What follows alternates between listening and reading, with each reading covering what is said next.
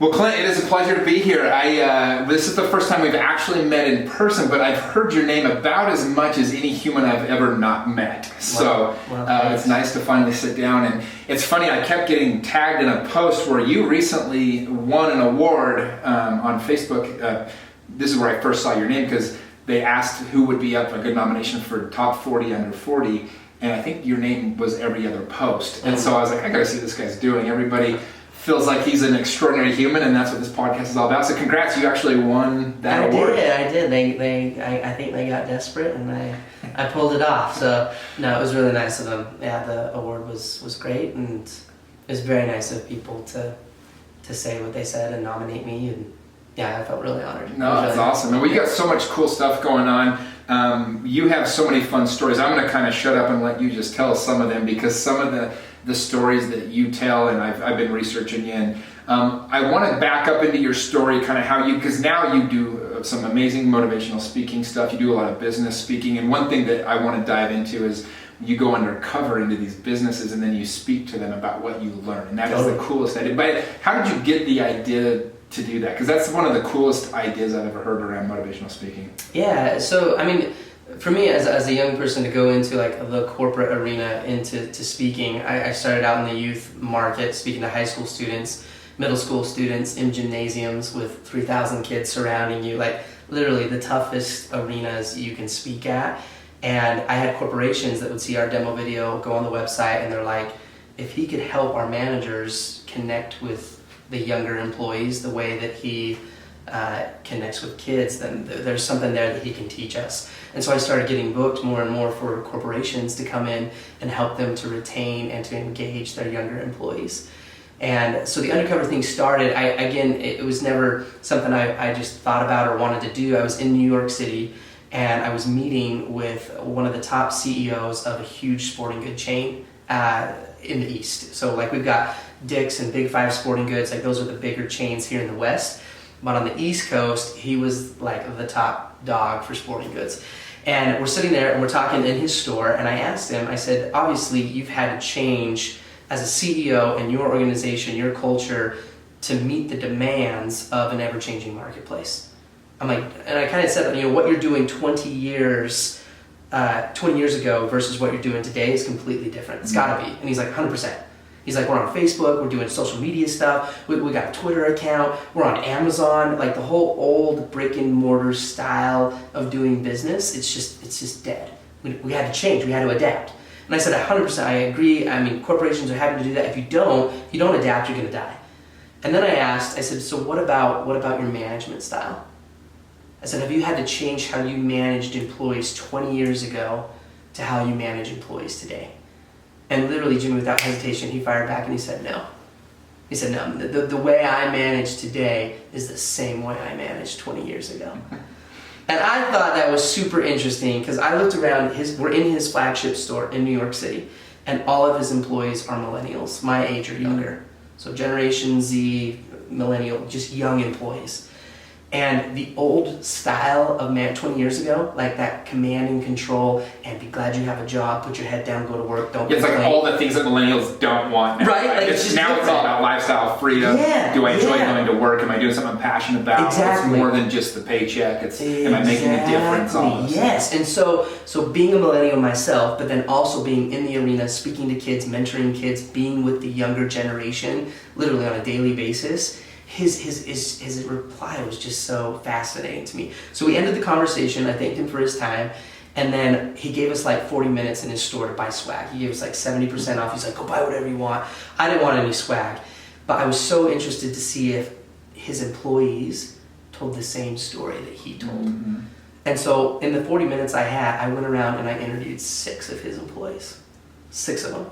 And I asked them questions like, what's it like to work here?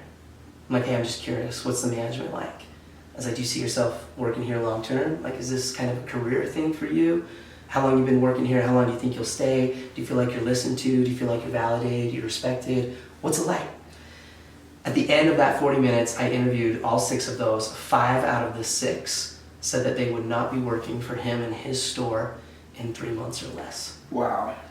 And I mean, dude, Jimmy, the stories I heard, and I hate the manager. I can't. And it was crazy how open they were and Like how a total authentic. stranger. Yeah, but I had my backwards hat on. I had my joggers, my Nikes. Like I was one of them. Yeah, they just thought you might be applying for a job there soon or something. Yeah, Like, yeah. I'm going to give this guy the real story. Absolutely. They didn't see me talking to the boss. They just thought I was literally someone off the street coming in to just see what it's like to work here. And I realized that what I got was like the closest thing to the truth that you could get. Like it wasn't some survey. A lot of companies do. Yeah. We do survey. We survey our people. I remember when I was in corporate America, and like the uppers gave us a survey. I never answered honestly, right? No, well, plus the type of person that has the time to take the survey and really give their answers is not the kind you want the information from. Anyway. Right, yeah, and then they always say that it's anonymous, right? It's like, not. Is it really? Like, I'm going to play this one safe. Yeah. And then other corporations say, well, we do our one-on-one management meetings. And if I hate you as a manager, I'm not going to tell you face-to-face. Right. Why? But I will tell another millennial. And I will tell. And so that's how the Undercover Speaker program began. And we started that about 3 years ago. And I've had the opportunity to go undercover into organizations and corporations across the globe and find the real stories, find the truth. And then we pixelate out the employees' faces. The whole purpose is not to figure out who you're going to fire the next day, right? Or who you're going to promote the next day. Yeah, because there's one of the tricks to life that people screw up, I think, is if you're not willing to accept honest feedback from people, then you're not going to make any changes. That's right. And if you can really get your ego out of the way and say, you know what, they're only doing this to help me, then you're going to get invaluable information. Totally. And so that is as invaluable information as these companies could possibly ask for it. And that's what we're finding. And so we take all of that data, and every corporation is different on how many employees they want us to interview, and what the demographic of the actual business is.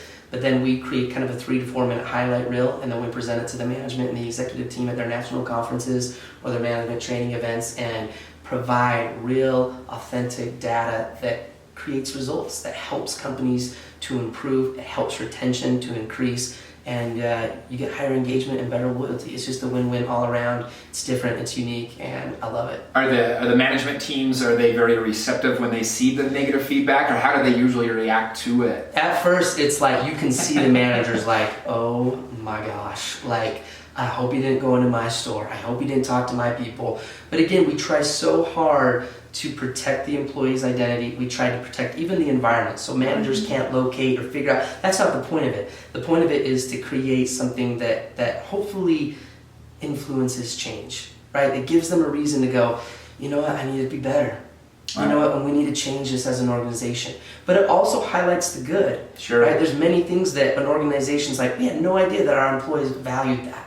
Like, we're going to keep doing more of that. But it's funny too, because I had to learn the hard way. Different people are motivated by different things, and you don't know that until you learn it, right? That's right. I mean, essentially. And so, That's like, right. I have my, it used to be my assistant, Chris. He's now one of my business partners. But at the time, I couldn't motivate him like with money and things like that. He just didn't care. And he's wired in a way that he takes more enjoyment out of giving an experience to somebody else than he would get from himself. Yep. And so when I finally understood that and I knew his behavioral style, I was like, oh my gosh, I know how to get him. Changes everything. And I offered him, I said, hey, if we hit our goal this quarter, Yeah. I'm going to give you 2 tickets to take your dad to his favorite football team and go to a game. And you should have seen how he lit Totally. up. Like the idea of taking his dad and doing it, that was so much more valuable to him than like, hey, I'll give you, some money or whatever That's it right. was, a cash bonus. Yep, and that's what it's all about is capturing that voice. And two, we're looking for trends. We're looking for, what's the overall vibe? What are the things that they're saying? What are the things that need to change? What are the things that they love? What are they? And in doing so, you get real, authentic truth. Awesome. And it's been a game changer. I love it. Well, it's a cool, very cool, different take on a way to go into an organization and really make real change. So I think it's awesome. And it'll be fun to watch kind of how it evolves. Right? You've been doing it 3 years now. Yeah. And so, I'm excited to keep watching those. Can you watch them on YouTube? Do you have some of the videos that Yeah, you we're show coming out with a little mini documentary Okay. about it. And it's kind of a promo, but it's and it shows us going in and hearing what some of the people say and different organizations. And so that's coming out September. I love it. Well, I've said for years, if there was an app, and maybe there is, somebody can help me and reach out to me if there is, but where you can sense people something, and it honestly is anonymous, but people can tell you things about you that maybe they don't like or things that you could change, because I want the information. Totally. My closest friends are the guys that'll give it to me straight. Yeah. And even it hurts sometimes. Like one of my best friends, probably, he's the guy that helps me with my podcast. And I've been friends with this guy since I was 12. Mm-hmm. And he was like, I had an episode, one of my first episodes, and I was using film guys and the audio just was off. Yeah. And it was like, I told him, I said, well, it's good enough. And I was interviewing John Pastana, who's the co-founder of Ambidextrous. He's a big deal. Yeah. And he's like, no, it's not good enough. He's like, and he really told me, he's like, dude, it sucked. Like you needed to. And I hired a crew to do it, so I was very defensive. And then I stopped and I'm like, I'm not paying him to do this. He listens to every episode, critiques, helps me set it up. Mm-hmm. He's only doing this because he's one of my best friends. I'm like, take the info and get better. Absolutely. And I made some changes that's really made the audio better because but it was like, even then, even though like he was giving me that honest feedback, at first I was kind of like, how dare him, does he know how hard I'm working? Totally. But then I had to realize, wait, he's only doing this to help me, so it's cool. Yeah. And it's and you see that in the audience and they kind of get that, but you can't argue with the fact that it's their employees, it's their voice. I'm not if I'm not staging it, it's just them, right? Mm-hmm. And so it really creates a pivotal, tailored, actionable narrative when I speak that really is getting results, and people are finding that reason. It's creating a big enough reason to implement change. Awesome. So, well, you do so many different things. This is just one aspect of what you do. You've gotten into acting pretty big, and I love your story, how you got into acting. So share that with the audience here. So acting, I never wanted to be an actor. That was never like the dream of like, I want to be a professional actor and be in movies. I did just have a bucket list, and I still have a bucket list, and my bucket list is a massively big deal in my life. So when something goes on the bucket list, it's not a matter of if, it's when. It has to happen. Love it. And so like 6 years ago, I put on my bucket list that I wanted to be in a movie.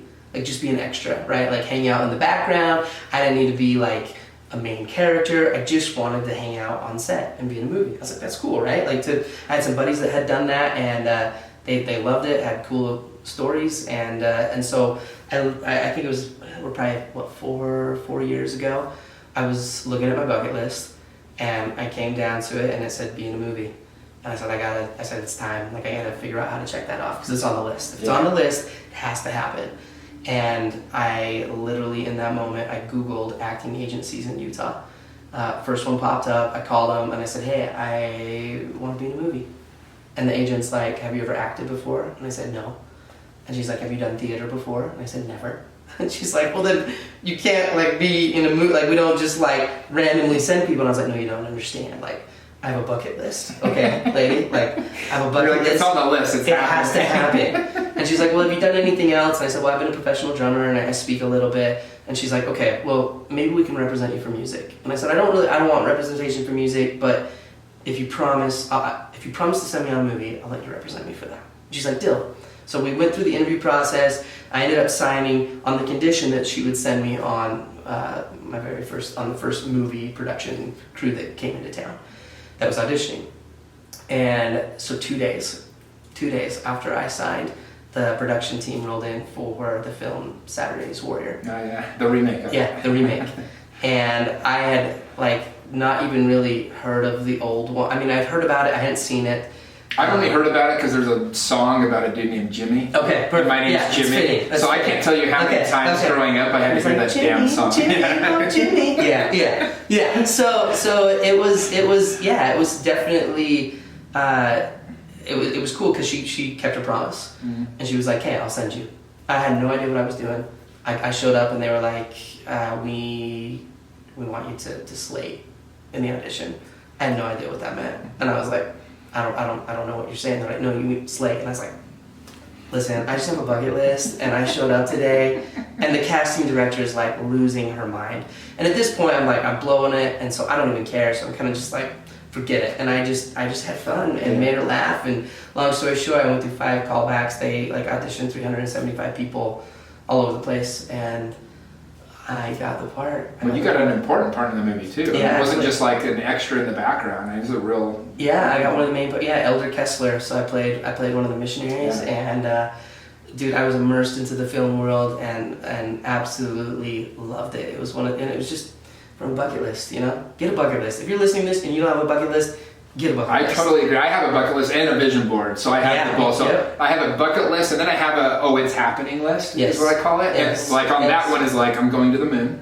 I'm going actually on there is to star in a movie. Okay. I mean, it's like I'm doing it, but it's like these things are out there, right? Cool. Like people ask me, like, if you go anywhere in the world, where'd you go? I was like, well, I could go anywhere in the world. You just jump on a plane. It's 2018. Yeah. So I'm like, no, the moon. I'm definitely going to the moon when they open that up. And so I've got a few other things in that, but like to me, it's like you always talk about is living a life by design. Mm-hmm. And most people, unfortunately, I feel like in life, they just kind of take whatever happens to come to them. Like if somebody calls them, they handle whatever that person called about. If somebody comes across their path, they become friends with that person, right? I did a blog post about this. Like most people happen to be best friends with just the random people that lived next to them growing up or live next to them now. And it's like, go out there. What kind of friend do you want? What kind of experience do you want? And then write it down and make that happen. Go out and actually create it. Yeah, it comes down to, so much of just having that vision, right? And a lot of people, they hear that, well, I want to live a life by design, not a life by default, but I don't even know where to start. Like, I don't even know what that life looks like.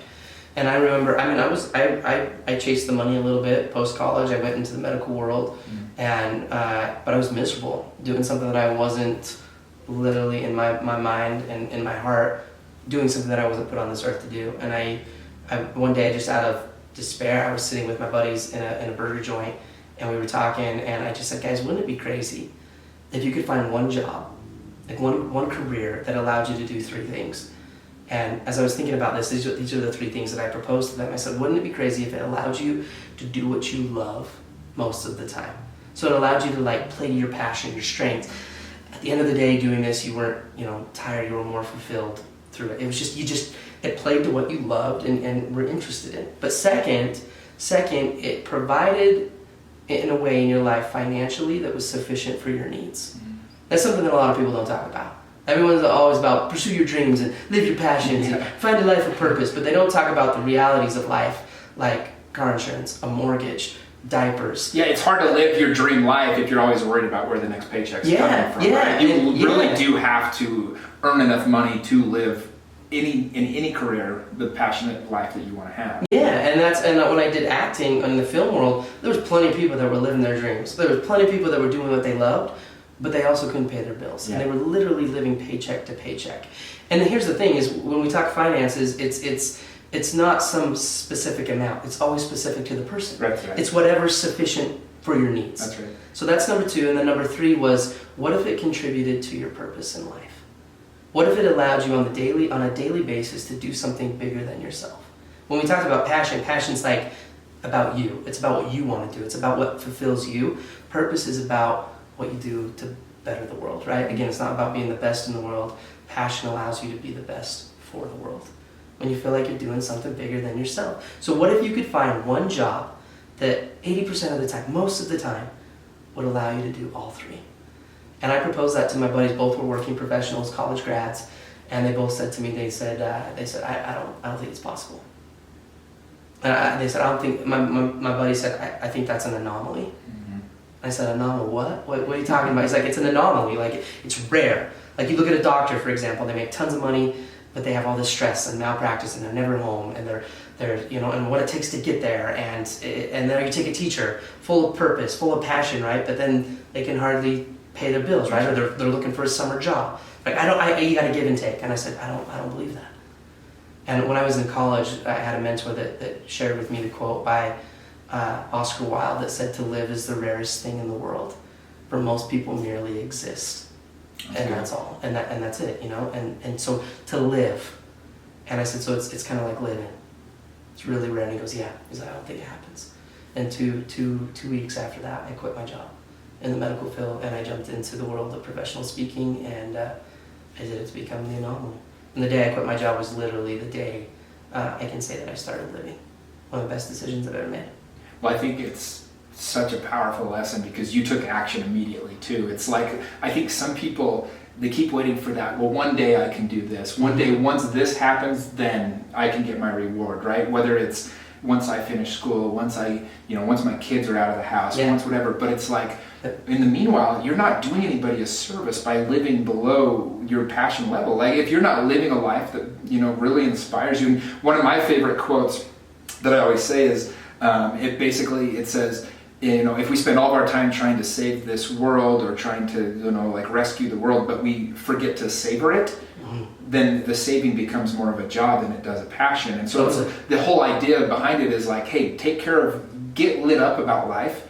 I always say, if you get yourself all lit up and get excited about what you're doing, you can reach so many more people because you're coming from such a better energy. So for you to get in a spot, look how many lives you've been able to touch now, through all the speaking and the motivational things that you're doing that you never would have even known. And what a tragedy to the world if those people would have never even known what might have happened with Clint Pulver had you been in their lives. No, it's true. And and to the people that are listening, sometimes it sounds a little easier than it really is, but there's power in not getting scared, but getting specific. And when you literally design and you write that out and you budget and you figure out, okay, what do I need to survive? For basic necessities for me, my family. I was in a little different situation where I didn't have, kids, but I had a mortgage, I had responsibilities, I had a car payment, I had things that I still needed to pay for, but I got specific and I figured out and I budgeted out and said, okay, for 4 months, this is what I need to have to survive. This is what you design it. And then I created a board of directors. I would recommend that to anybody else. Create your own board of directors, people that you trust, people that you love, people that you like yourself best when you're with that person, people that you want to be like. And surround yourself with them. And before you make any big decision or you're trying to find your life's purpose, consult with your board of directors. Talk to them, pick their brains. Get their approval before you make the jump. There's an ability to de-risk any situation. You know the story about burning the ships, right? Cortez, and we burn the ships, but my philosophy is how close can we bring the ship to the shore before we burn it, right? You can de-risk a situation to where it makes the jump, it makes the opportunity to get out of that job or to get out of that situation or to get out of that relationship or whatever the crappy part of your life that you're trying to change. You can de-risk by again, not getting scared, getting specific. Find that board of directors, find people that believe in you, help you to see things that you don't see within yourself, and in doing so, they help you to live a life by design.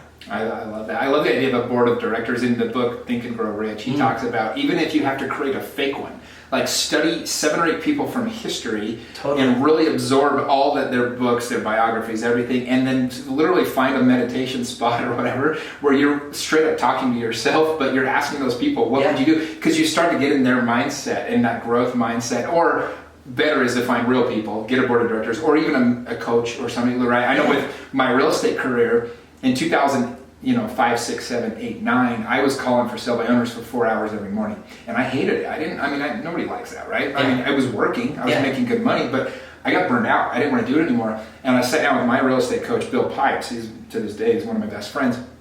And I said, hey, I need to do this differently. And he said, well, what do you want your life to be like? I said, I want to travel. I want to throw parties. I want to network. I want to do charity work. And we actually designed my business around the idea of doing these things and helping your clients through doing those events. So now, people see me on vacation or on these trips. It's I just went to Panama with 40 friends. Well, guess what? There's 10 potential real estate clients there too. I can go to Panama for 5 days and not have the guilt of not working. Yeah. I can go through a charity event, spend a month on it, but I get, a couple hundred people there, and over the next year, 20 of them are like, dude, I love working with Jimmy. He gives back. Yep. He's my guy. Yep. And I built this business that now, it took me a long time to set it up, but you talk about that anomaly, there's still the crappy parts of my business, but I've been able to outsource most of those. Sure. I get to do podcast interviews with guys like you, and in return, I get to know you on a pretty cool level. And then all of a sudden, if you need to buy or sell a house, all of a sudden you know a really good option. And I'm doing this every week. It's relationships. And you did it all through the power of getting specific. Yep. It's awesome. I love the idea of don't get scared, get specific. Because you're only scared when you don't know what to do. Totally. You're only scared when you don't know how to do it, right? If you know what to do and how to do it, there's really no fear behind it. Yeah, and the power is in the details. And it's again, I probably shouldn't say this, but out of 80 million sperms, you're the one that won, right? Sure. You won. There's a purpose. Mark Twain, there's 2 important days in a person's life: the day you're born, and then the day you figure out why. No. And so many people, you just get caught up in existing, living literally the same thing day in and day out, rinse and repeat, and then you have that, the midlife crisis, or what's it all for, or that moment of, am I really I don't know. And again, in the power of those details and getting specific, it can happen. You look at deathbed studies, like when people are dying, nobody says, I wish I would have made more money. Nobody says, I wish I would have worked more hours at the office. No. Out of all the deathbed studies that have been done, they always, generally for the most part, come down to two things that people say when they're dying. Number one is, I wish I would have had better relationships in my life. It's number one. I wish I would have spent more time with my mom. I wish I would have been a better spouse. I wish I would have spent more time with my kids. Relationships.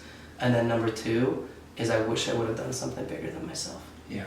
Purpose. I would say most people regret the things they didn't do. Totally. It's very rare that you regret the things you did, because you at least deep down in that part of us that's alive, you know you tried. You know you did something. Yes. You know you went for it, yes. right? Like I have so many things in my life that I failed at, but there's no regret behind any of it. Totally. I'm like, the things I learned, the experience of it, and just knowing, like, what was I doing? Like, I tried that. Like, good for me. You know, there's fulfillment there. Yeah, that's where the miracles happen. That's the magic of it all, and you never know unless you don't try. I love that. It's totally worth trying. I've got to ask you I need to know a couple of the things that are on your current bucket list, like some of your big ones on there. So one, I recently got married not too long ago. My wife doesn't like this one, but ride a bull. Oh, okay. I can make that happen. Can you? Yeah, I got you. All right. I hope she's not listening. Yeah, my brother. Okay. Yeah. All right, great. I gotta make that happen.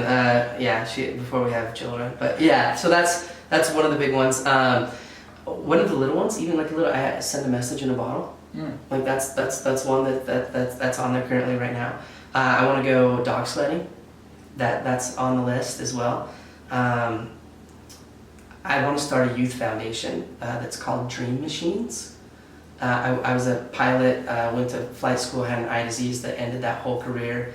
But I've literally always had a hard time keeping my feet on the ground. I love aviation, love flying, it's just still a huge part of my life.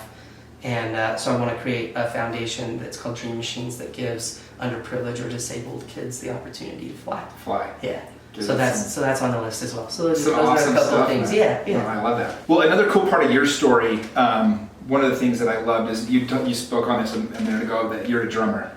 Yeah. And the story of how you got into drumming was very inspirational. And so share tell us that story. Yeah, so when I was a kid, I was the kid that I didn't necessarily struggle with science or English, or my problem was I just couldn't sit still. Mm-hmm. Like I literally, like probably even in this interview, I'm sitting here just like move, right? Like I just had to move, and I would move through tapping, through just hitting, playing with pencils, hitting the desk, tapping my feet, and obviously if you ever sat next to someone like that's clicking their pen or they're tapping their foot, right? That gets annoying super fast. And so as a little kid in the class, I got nicknamed the Twitcher. I got called the Tapper. Kids would just yell and say, stop. Like, I can't focus, I can't pay attention. And I would do it subconsciously. Like, I wouldn't even know half the time I was doing it. I was just moving. And it wasn't even just the kids, even the teachers got after me. And they would yell and they would say, listen, I need you to stop. I'm trying to teach, I'm trying to do my job, and you just keep moving. And a female teacher one day, she snapped, she lost it, and she sent me to the principal's office. And the principal came in and said, why are you here? What happened? And I said, I just struggle sitting still. I said, I just move. And he was like, seriously? Like, okay. He said, well, when you go back to class, I want you to try something. I want you to just sit on your hands. Yeah, like when you feel like you gotta move, right? He didn't know what else to do. He's like, just sit on your hands. And so I thought it was a decent idea. He thought it was a stroke of genius. I went back to class, I sat down and started to focus, and I started tapping, but then I remembered that I needed to sit on my hands. But when I sat on my hands, my feet was, Jimmy, I could not, it just happened again and again and again until one day there was a teacher, and his name was Mr. Jensen. Old teacher, white hair, big coat, bottle glasses, suspenders, blue tie. And he yelled at me in class and he said, Clint, I need you to stay after class. And I thought, as a 10-year-old, like, I'm literally going to get kicked out of school. Like, that's got to be some world record, right? That little, to be in trouble that many times. And the class got dismissed, empty classroom, minus Mr. Jensen and me. And he went to the back of the room and he said, come here, I want to talk to you. And he pulled up a little chair. He sat in this big chair. And he said, listen, I want you to know you're not in trouble. He said, but I have one question that I need to ask you. And he said, I've been watching you. He said, I see what you do. He said, you're the problem kid. You're the kid that everybody talks about. He said, you're the kid on the list. You don't ever want to be on the list. He's like, you're on the list. All the teachers talk about you. You're the kid that never sits still. You're the kid that always is moving. And he said, but I see what you do. So you do something with your right hand, and then at the same time, you can do something completely different with your left hand, at a different rhythm. And he said, in a big adult words, we call that ambidextrous. And I was like, what? I was like, what are you talking about? And he said, try this. He said, can you tap your head and rub your belly at the same time? And I gave it a go, and I could do it. And he goes, now switch. Now rub your head and tap your belly. And literally, I could switch. And he laughed, and he sat back, and he goes, I don't think you're a problem. I just think you're a drummer. And he saw something in me that I didn't see within myself. He saw something in me that nobody else saw. And I'm a person that has always believed that a single moment in time really can change a person's life. And in that moment, Mr. Jensen, he reached back and he opened up the top drawer of his desk, and he reached inside and he pulled out my very first pair of drumsticks. As a 10-year-old kid, and he took those sticks and he put them in my hands, and he said, these are for you. And he made me promise. He said, Clint, now listen, I'm going to give you these, but you have to promise that you'll keep them in your hands as much as you can. Just keep them in your hands and let's see what happens. And that was 21 years ago. And I can literally honestly say that 21 years ago, almost to this day, I can say that I had tried my best to keep my promise to Mr. Jensen. And I played the drums for 21 years, man. I've toured and recorded, been all over the world, been on America's Got Talent. I ended up going to college. I had no idea what I wanted to study, but I graduated in 2012 with 0 college debt because of music scholarships or music opportunities in college. And I don't say that to be like, wow, Clint, you're so cool, or that you're so accomplished. No, I'm saying that because of one person. One person who believed in me. One person who saw a problem as an opportunity. He saw the problem as the solution. And in doing so, I lived a better life. He wrote a better story for me. And when I go in and speak to corporations, it's the message of mentorship versus management.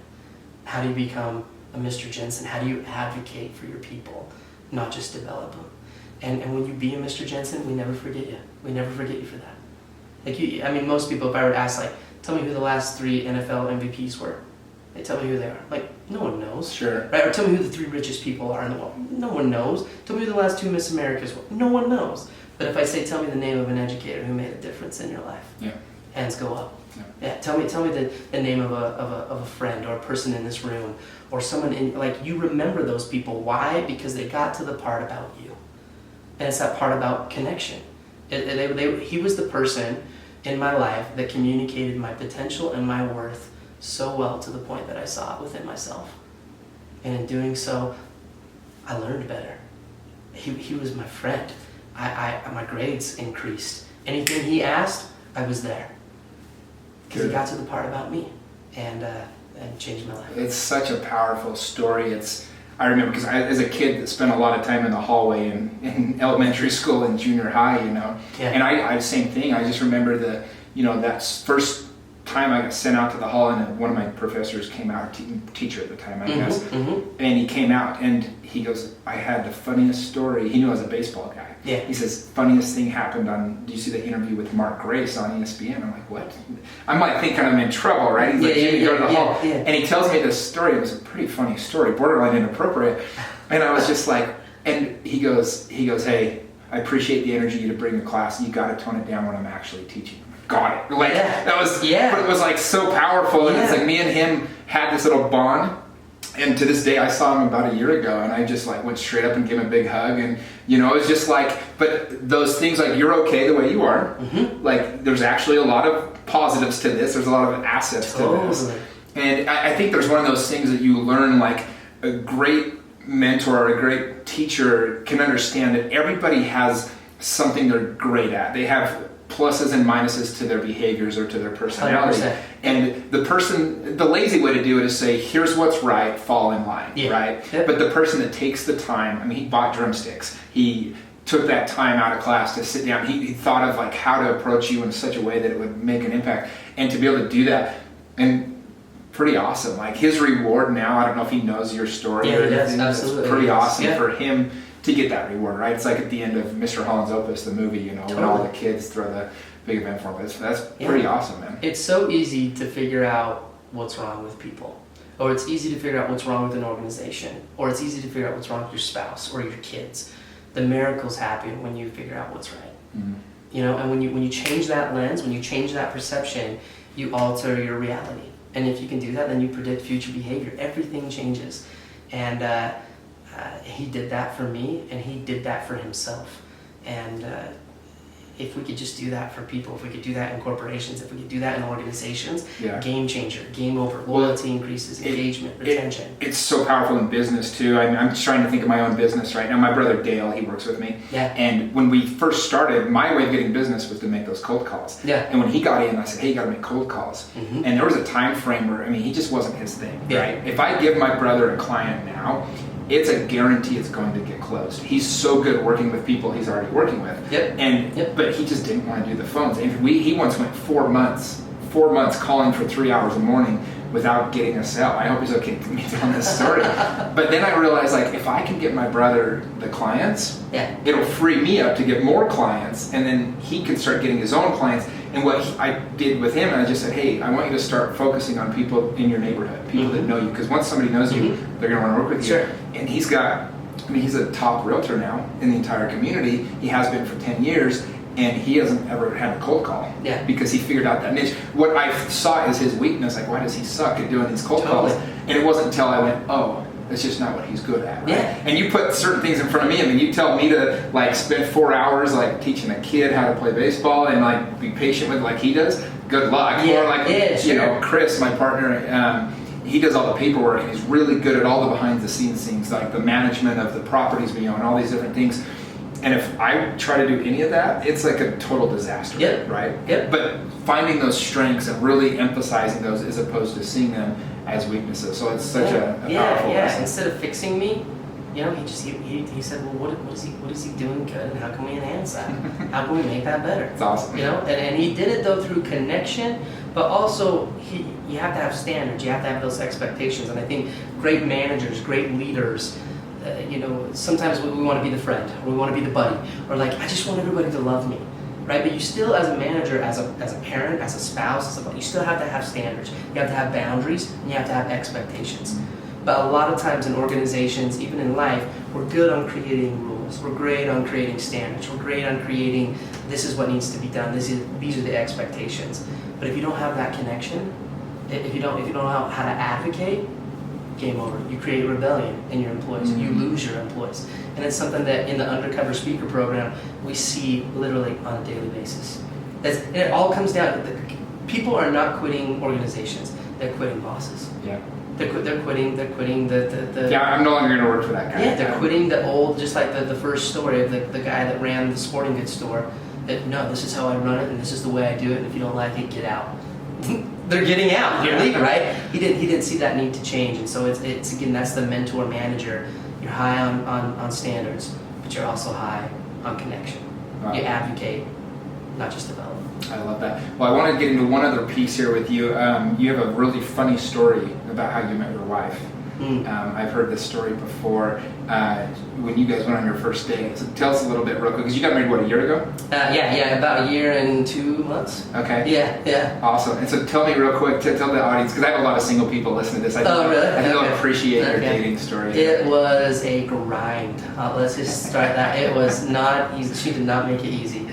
So I did the movie Saturdays, where there's some people on set that knew her. She was in LA. So she lived in California. She was working as an actress, did voiceover work, did commercial, film, all that stuff. And they really just said great things about her, showed me a picture. I was like, oh, she's an attractive girl, cool. I just Facebooked her, right? That's kind of what we do. That's what I did. Okay, I'm just throwing. That's what I did. Threw it out and I said, hey, you don't know me, but I met a couple of people that do. I'm filming a movie here, and they just mentioned you, and I just wanted to say, hey, how are you? What's up? And she didn't write back at all. And I said, okay, cool. That's not the first time, right? It's not the first time it's happened. And a week later, I wrote her again and said, hey, sorry if I came across weird or something. I apologize. all my best to you. And she wrote back then, and she was like, oh, I'm sorry, I'm so busy, I didn't mean to, blah, blah, blah. Yeah. And she was like, so tell me about yourself. And we started talking through a 9-month period. 9 months, Jimmy. But here's the thing, is to find a girl that was her caliber, and someone you're attracted to, right? Someone who, for me, religion and gospel stand, like that was important. And then someone that had a great personality, someone that, was... Well, there's a huge advantage if you can actually do it for 9 months, because you're developing the relationship intellectually, emotionally, without the physical. And then if the physical's there, it's just a giant bonus. Totally, right? yeah. And because she was in California, and so we're just talking literally like back and forth through like text and Facebook. Okay. Like that's it. And we coordinated. She was going to come to town, and she was here visiting family because she was originally from Utah. I was stuck in surgery. I was in the medical field still. I was still doing that. I couldn't get out. We never met. And then she was doing a show in California, and I said, hey, I want to fly out and see the show. Can I come see the show? And she was like, okay, yeah, you can come see the show. I was like, great. So I bought tickets, everything. Like 2 days before I flew out, she calls, or no, she actually messaged me, she texted me. She was like, listen, I don't think it's a good idea. I don't want you to come. And so I couldn't go to the show, but I still had tickets. So I flew to California by myself, went and sat on the beach for like a day and a half. Like, I had nothing else to do. And then flew back, and she felt so bad about that because she stood me up, basically. Yeah. And she texted me, she said, listen, my brother's coming home from a mission. He's going to be home. I'll be home in town. Maybe we can figure out a time to like go to lunch or something. I said, fine. She said, this is the date. This is the time I'm available. I told God, Jimmy, I was like, this is it. This is my last go. If it doesn't work out, this is my last go as a good guy. And I'm just going to start playing my different roles. Yeah, I'm not, it's not happening. And so I give her a call, and I say, hey, I know you're in town. We'd just love to meet up. She didn't answer. Typical. I love you. I love her. She's great. She's yeah. And she called back 2 hours later, and she was like, okay, I'm available during this time. If you can meet, great.